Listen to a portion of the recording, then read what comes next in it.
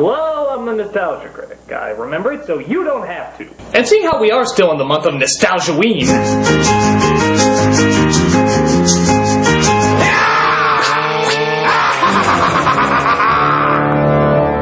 I figure we would play a little game, simply known as the Stephen King Drinking Game.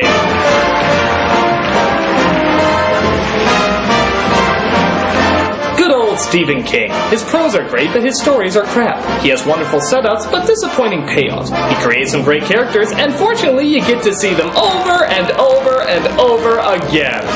And one of the best ways to see his continuing patterns is to look at the ass-numbingly long TV miniseries, It.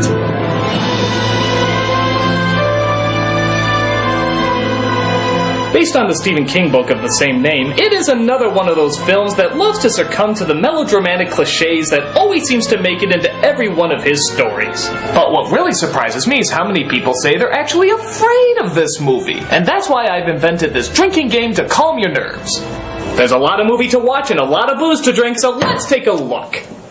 First of all, take a shot if your Stephen King story takes place in Maine. Well, that didn't take long. Yeah, our story takes place in Maine, where everybody has a checkered past, bullies make up most of the population, and cheesy lightning effects reign supreme.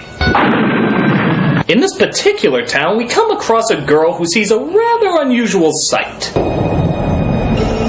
Tim Curry! And if that's not scary enough, it looks like he's coming from the Black Mass of Ronald McDonald. So the kid gets murdered as Mike, the only black man in Maine, notices that this is the 6th recent child killing. So he calls up his old childhood friends to let them know what's going on. He starts with Bill, who grew up into the back of a horse's ass. This is Mike Hanlon, Bill, from Derry. This causes him to have a flashback, which I'm not going to have you drink to every time it happens, because if you did, you'd be dead in the first 12 minutes. Please, Bill, tell me a story. Go bug somebody else, you little cootie. I don't feel so hot. This is Bill as a young man, played by Jonathan Brandis. Piss off! He makes his brother Georgie a paper boat for him to sail outside. Thankfully, it's the sunniest rainy day in history, so he can go outside and enjoy it. That is, until the missing member of the Insane Clown Posse comes to join him. There's cotton candy and rides and all sorts of surprises down here. And balloons, too. Do they float? Oh, yes. They float, Georgie. They float. I'm getting surprisingly aroused the more I talk about how much they float. You float, so! So the kid gets eaten by a sloppy dissolve effect as his sad brother goes into his room feeling responsible. And it's fair to point out that this is actually a creepy scene here.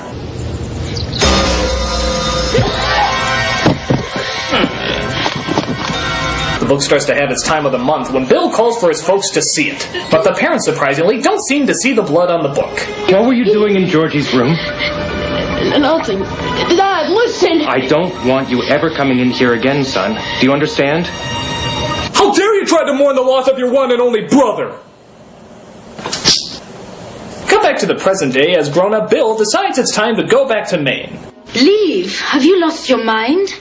We're in the middle of making a movie. They can replace me. Yeah, if I saw Tim Curry in a clown suit, I'd probably leave production too. Oh, by the way, just to avoid future disappointment, let's take an early shot for a supernatural creature who's never given an explanation of exactly what it is or where exactly it came from. Oh, that's good letdown. Meanwhile, we cut to another childhood friend named Ben, played by John Ritter. Would you believe I used to be fat? I bet you were real cute. No, not just fat, but a regular butterball. You bet your fern I was. We used to say that as kids. You bet your fern. But I was F-A-T. No. Yeah. Oh, fat kids are hot. Tell me about your boy tits. Hello? Haystack, it's me, Mike. Dead, bad boy. Okay, these flashback transitions are getting a little silly. Extreme close-up! Listen, it's come back. Ritter says no to his hoe on the go as he sits atop a tall building and ponders his past about being the new kid. Welcome to Derry. Thank you, Miss Douglas. Oink, oink. What a porker. Henry Bowers.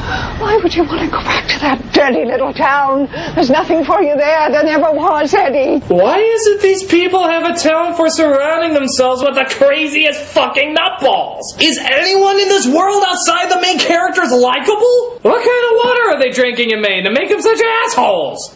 Insert, here's a big surprise, another flashback. So we find out that Eddie was the kid with the inhaler, as we see that his mother had a tight grip on him even back then. See you tomorrow, Eddie. Eddie has to rest tomorrow. I don't want you to play with him anymore. No good will come of it.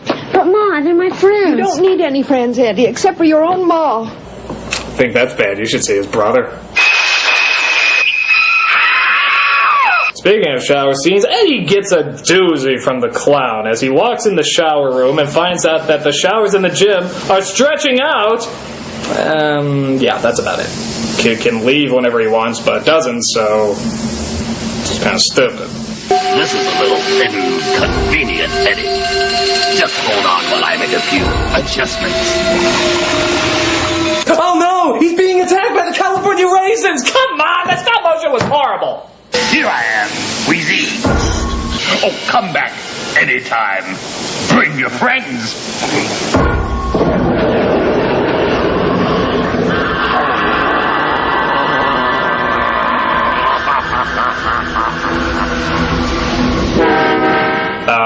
Then what happened? What, you're gonna just stop there? Seriously? Come on, fill us in! What, did he just stare at him awkwardly for the rest of the time?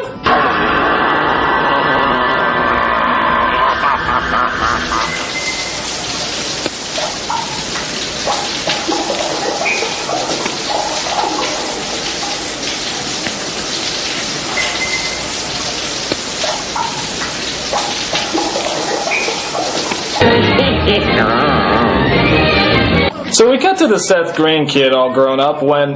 Oh, hold on. Let me guess. The phone rings and our flashback happens! Mike Hanlon from Derry. We see Seth Green chased by the bullies again, big shock, and runs into the principal. So he's ordered to go downstairs and come back up with a mop. Come. But he's afraid because he's suddenly attacked by Teen Wolf. Wait, let me guess again. He turns into a killer clown, talks about his floating fetish, shows off his sharp teeth, and then does nothing. I'll show you how to slow down. Why doesn't he just eat these fucking kids? He's eating like half the other kids in the neighborhood. Why doesn't he just finish them off? I mean, what the hell is more important in his time? I got you now, little boy! Oh my god, it's almost 3! In West Philadelphia, born and raised. Alright, so you heard everybody else's backstory. Where the hell is this Mike guy who's making all these calls fit in? Well, guess what? The answer will be revealed in... Another fucking flashback! It turns out Mike was the new kid on the block when, of course, he's attacked by the bullies. Are these the only fucking bullies in the town? Come on, kids, give the skinheads across the street a chance! They chase him over a fence as apparently they're immune to barbed wire as he comes across the usual gang of rejects. So they throw rocks to defend themselves as they discover that bullies apparently aren't immune to pain. They talk about how they've all seen the killer clown and discover that he might have been around for as long as 200 years. This literally gets the picture going as Mike's book comes to life just to make the kids piss their pants again. I'll kill you all. I'll drive you crazy and I'll kill you all. Sticks and stones may break my bones, but first you gotta throw them! I'm every nightmare you ever had. I am your worst dream come true. Why don't they just close the book? Wouldn't they be able to shut them up if they just slammed that thing shut? I'll drive you crazy and I'll kill you all. I'm every nightmare you ever had. I am your worst dream come true. I'm just a sweet transvestite. So they vow to destroy the clown as Mike, back in the present, plans to make one more call.